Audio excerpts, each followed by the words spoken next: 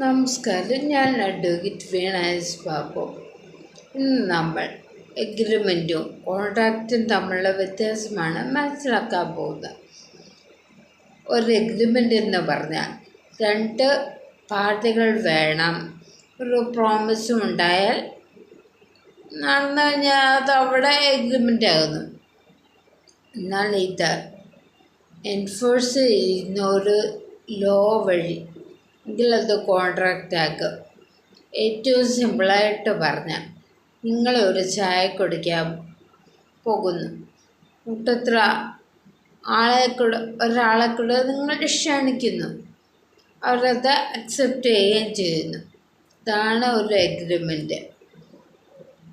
അതേസമയം ഒരു ജോലിക്കുള്ള call letter, sign ചെയ്ത കോൾ ലെറ്റർ ഒരാൾക്ക് കൊടുക്കുന്നു.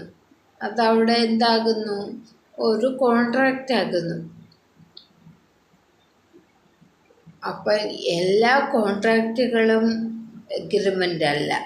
എന്നാൽ എല്ലാ എഗ്രിമെൻറ്റ്സും എന്താണ്? കോൺട്രാക്റ്റാണ് താനും.